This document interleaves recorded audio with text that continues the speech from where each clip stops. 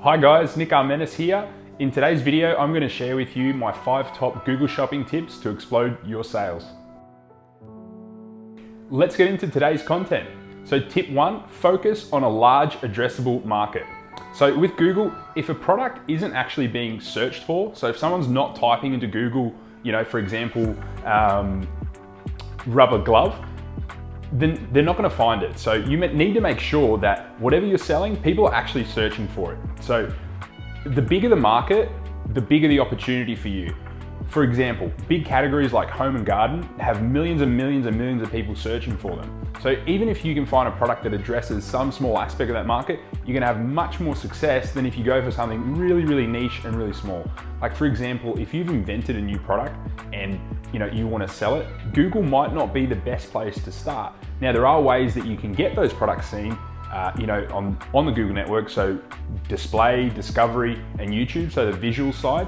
But for search and shopping, you actually need someone there searching for it, and you want that market to be really, really big. So that's the number one mistake I see people make, is they go into areas of products that no one's searching for.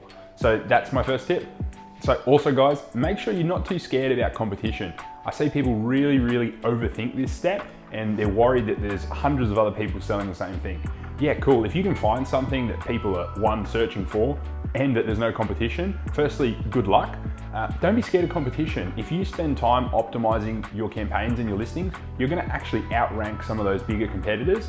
And on top of that, guys, if there's no competition, it means that someone's probably not searching for that and there's no buyers. So don't overthink this step. You can definitely jump into the Google Keyword Planner in your tools and settings in the Google Ads dashboard, but don't overthink this step. Go in there, have a look, and make sure that, well, 1, is there search volume? If there's not search volume for something, don't bother selling it. And 2, is it trending upwards? So certain products during COVID-19, saw a massive spike. So like baby wipes, any reusable gloves, all those sort of things saw a massive spike. So if you can find something that's got search volume and it's increasing, don't be too worried about the competition, just jump in and try and sell it, guys. Tip number 2 is have a proper strategy and stick to it. See, a lot of people jump into Google Ads and they've just got absolutely no strategy that they want to follow. They just get campaigns up, they start a smart search campaign because that's what Google recommends, and they just jump into it. Guys, in e-commerce, most of your sales are going to come from shopping, so make sure that you're doing shopping campaigns.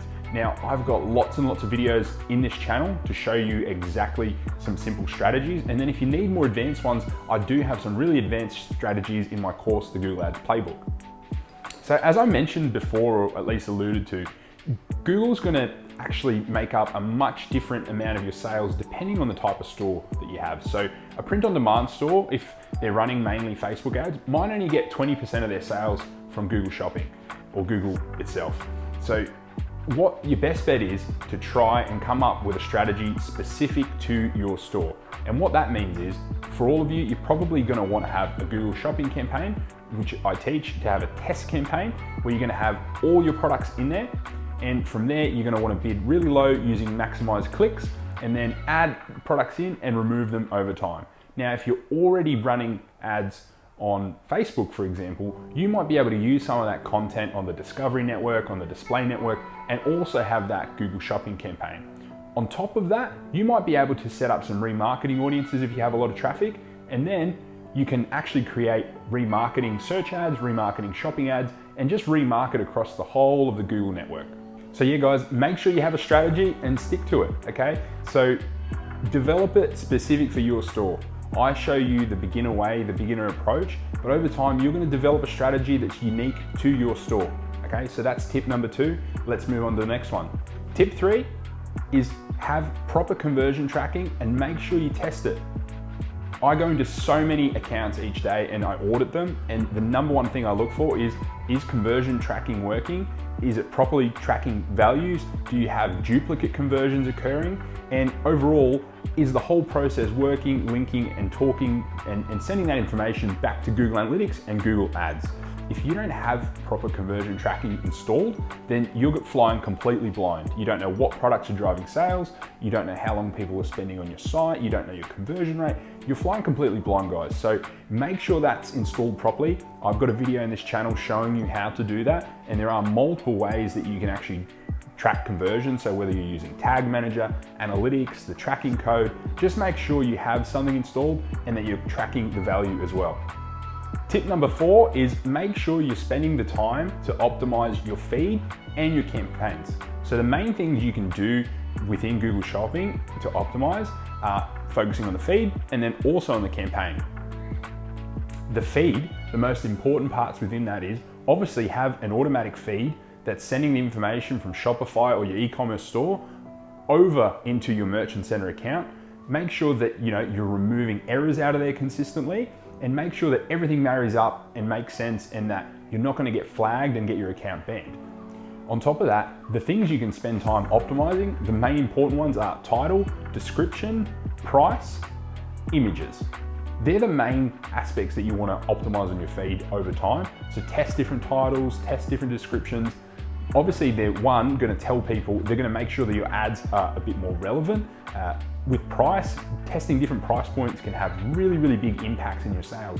A small change in price might actually move you way up in your Google Shopping ads, because the main factor in Google Shopping is actually sales velocity and relevancy. So if you're selling more units each week than other competitors, just like in Amazon, so if you know how the Amazon algorithm works, is the more sales you do in a given week, you get pushed up. It's the exact same in Google Shopping.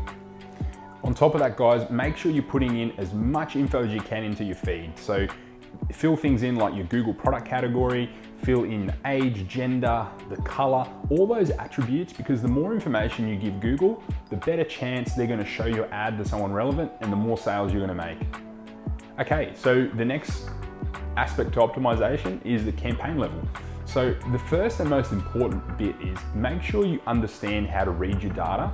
Make sure that you're putting in all the relevant things I show in all my videos in this channel, things like click-through rate, conversion rate, cost per conversion, and also things like your impression share metrics, which tell you exactly how often you're coming up in terms of, say there's 1,000 searches and you're coming up 100 times, you're gonna get a search impression share of 10%, okay? Understand all these metrics, spend some time. You might need to even do some Googling to understand some of those metrics, but the more you understand them, the better you're gonna be able to make decisions.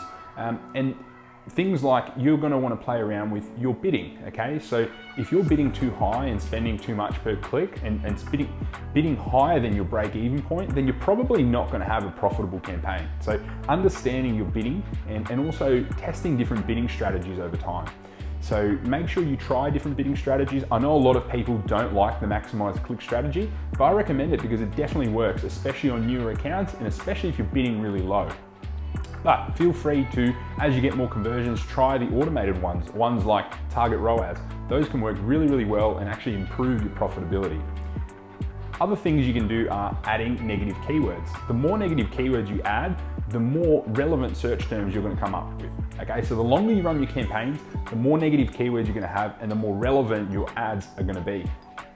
The other thing you do, guys, is overlay audiences into your campaign. So things like remarketing audiences, similar audiences, and even ones that Google will recommend. So you can do that across tons of different campaigns. You know, if you're selling things in the luxury goods space, Google's probably going to recommend that. But spend some time in the audience manager and you can actually adjust your bids there. Other things you can do are the time of day. You can actually change your ad schedule, and say you get no conversions between 12 and 5 a.m., which a lot of stores don't. Exclude that time and then your ad spend will be spent on times that you're more likely to convert. The other thing is play around with your device bid adjustments. Sometimes computers convert a lot more, convert at a much higher rate or have a cheaper cost per conversion. So make sure you bid higher where your conversions are cheaper. So tip number 5, and it's a mistake I see time in and time out, especially with people in my Facebook group and in YouTube comments, is stop making so many changes and actually just be a bit more patient.